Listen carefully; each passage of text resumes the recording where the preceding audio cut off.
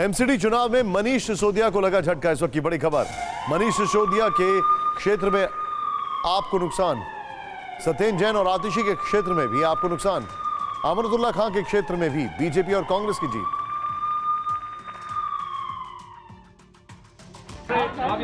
MCD चुनाव में BJP ने भ्रष्टाचार और शराब घोटाले को चुनाव के केंद्र में रखा था। निशाने पर दिल्ली के डिप्टी सीएम मनीष सिसोदिया भी थे। ऐसे में ये जानना बेहद जरूरी है कि उनके विधानसभा में जनता ने किसका साथ दिया। मनीष सिसोदिया के विधानसभा पटपड़गंज की 4 में से 3 सीट पर बीजेपी जीत गई है। यहाँ के मयूर विहार फेज 2 से आपके देवेंद्र कुमार 11,538 वोट से जीते। पटपड़गंज से बीजेपी की रेणु चौधरी 10,400 वोट से जीती।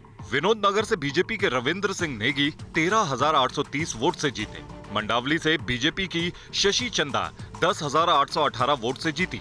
उप मुख्यमंत्री मनीष सिसोदिया खुद लक्ष्मी नगर के वार्ड नंबर 203 को नहीं बचा पाए। पीएमईजीपी योजना के तहत 10 लाख लोन लेकर क्या अपना खुद का बिजनेस शुरू करना चाहते हो? इसे लेने के सीक्रेट्स को जानना चाहते हो?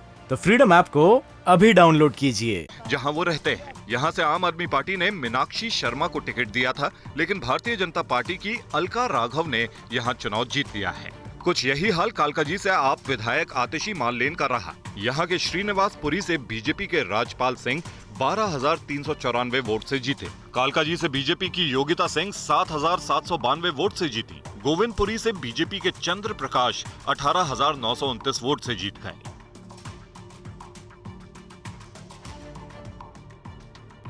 और तिहाड़ जेल में बंद केजरीवाल के करीबी मंत्री सत्येंद्र जैन के विधानसभा क्षेत्र में बड़ा उलटफेर हो गया। उनके क्षेत्र में आने वाले तीनों वार्ड में बीजेपी ने बाजी मार ली है। Prevention of money laundering case में तिहाड़ जेल में बंद अरविंद केजरीवाल की करीबी मंत्री सत्येंद्र जैन की विधानसभा सीट शकूर बस्ती में बड़ा उलटफेर देखने को मिला। शकूर बस्ती विधानसभा के तीनों वार्ड में बीजेपी ने जीत का परचम लहरा दिया। शकूर बस्ती के सरस्वती विहार में बीजेपी, पश्चिम विहार में बीजेपी, रानीबाग में बीजेपी ने जीत हासिल की है। सरस्वती विहार से आम आदमी पार्टी की उर्मिला गुप्ता मैदान में थी, जिन्हें भारतीय जनता पार्टी की शिखा भारद्वाज ने हरा दिया। शिखा को 13,167 वोट मिले। पश्चिम विहार से बीजेपी के विनीत वोरा ने आपके शालू दुग्गल को 12,199 वोटों से हरा दिया। और कांग्रेस से दुष्यंत यादव प्रत्याशी हैं। रानीबाग वार्ड से इस बार भाजपा ने ज्योति अग्रवाल को प्रत्याशी बनाया था। ज्योति के खिलाफ आम आदमी पार्टी से मिथिलेश पाठक और कांग्रेस से अंजू खुराना मैदान में हैं। रानीबाग से बीजेपी उम्मीदवार ज्योति अग्रवाल 10,346 वोट से जीत गई। यहाँ आम आदमी पार्टी से मिथिलेश पाठक मैदान में थे। शकूर बस्ती में आधी अधूरी काम चलाऊ सफाई व्यवस्था चुनावी मुद्दा था।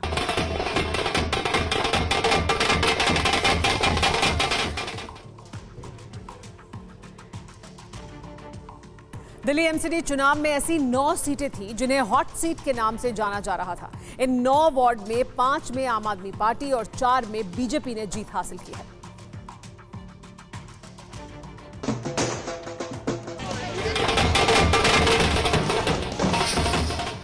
एमसीडी में करीब 50 वार्ड ऐसे हैं जिस पर हुए जीत हार को लेकर सबकी नजर थी। ऐसा इसलिए है क्योंकि इन वार्ड्स में जो नेता चुनावी मैदान में हैं, वो एमसीडी में खासा असर डालते आए हैं। साथ ही इस लिस्ट में वो वार्ड भी शामिल हैं जो आम आदमी पार्टी के नेतृत्व वाली दिल्ली सरकार के मंत्रियों और प्रमुख विधायकों के इलाके में आती है। ऐसे 9 वार्ड हैं जिनमें 5 में आम आदमी पार्टी और 4 में बीजेपी ने जीत हासिल की है। पटपड़गंज से बीजेपी की रेणु चौधरी को जीत मिली। शकूर बस्ती से बीजेपी की ज्योति अग्रवाल जीती। चांदनी महल से आम आदमी पार्टी के आले मोहम्मद इकबाल विजय हुए। बाबरपुर से बीजेपी की मनीषा सिंह को जीत मिली। बल्ली मारान से आम आदमी पार्टी के मोहम्मद सादिक ने बाजी मारी। शाहदरा से बीजेपी के पंकज लूथरा की जीत हुई। हरिनगर से आम आदमी पार्टी के राजेश कुमार लाडी विजय हुए। आदर्श नगर से आपके मुकेश गोयल जीते।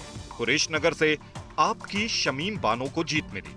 एमसीडी में उम्मीदवारों की जीत हार के पीछे उन तमाम विधानसभा का भी आंकलन होगा जहां से आप या बीजेपी के विधायकों को बेहतर प्रदर्शन का टारगेट दिया गया था।